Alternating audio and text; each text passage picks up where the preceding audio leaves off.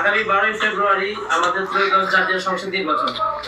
তো এই নির্বাচনে আমরা ভোট কোন মার্কায় দিতে পারি? হুজুর, আমরা হুজুর এক মসজিদের খতিব, আমি এক মসজিদের খতিব, আবার বেশ কয়েকটা প্রতিষ্ঠানের প্রিন্সিপাল।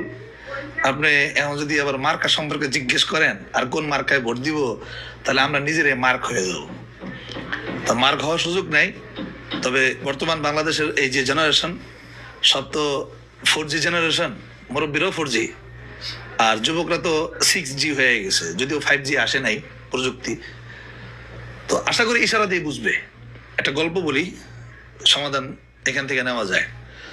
ওমর ইবনুল খাত্তাব রাদিয়াল্লাহু আনহু শাসনামল, মিশরের গভর্নর ছিলেন আমর ইবনুল আস রাদিয়াল্লাহু আনহু। বর্তমান সময়ের ছেলেপেলেরা যেমন হুন্ডা গাড়ি রেস দেয় 300 ফিটে গিয়া, তো ওই সময় এরকম রেস হতো, ঘোড়ার রেস। তো একটা ঘোড়ার রেস হইলো, প্রতিযোগিতা হলো, সেটা উপরে কোনো যাত্রী ছিল না, ঘোড়ার মালিক ছিল না, আরোহী ছিল না, শুধুই ঘোড়া।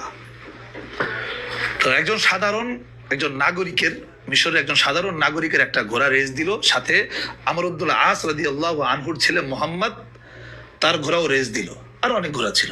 কিন্তু ওই সাধারণ নাগরিকের ঘোড়াটা রেসে প্রতিযোগিতায় আউয়াল, প্রথম স্থান অধিকার করছে।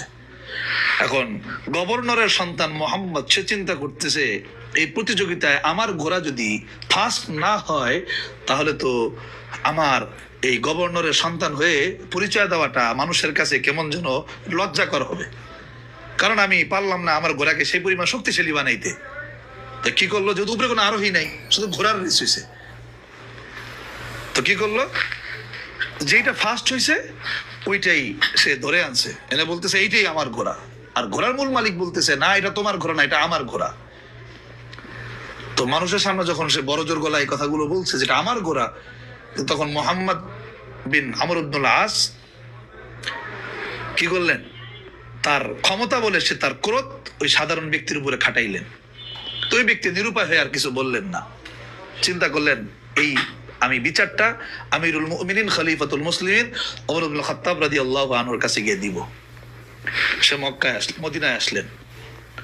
মদিনায় আসবার পরে ঘটনাটা উপস্থাপন করলেন যে আমার সাথে মিশরের গভর্নর আমর ইবনুল আসের সন্তান মুহাম্মদ এই আচরণ করছে, আমার ঘোড়া নিয়ে সে তার রাজনীতি খেলছে। তো ওমর ইবনুল খাত্তাব রাদিয়াল্লাহু আনহু এবার চিঠি লিখছেন আমর ইবনুল আসের কাছে যে তুমি তোমার ছেলে মোহাম্মদকে নিয়ে আমার সাথে দেখা করো। এবার চলে গেছে। অন্যদিকে এই চিঠি পৌঁছে আস্তে আস্তে ওমর রাদিয়াল্লাহু আনহু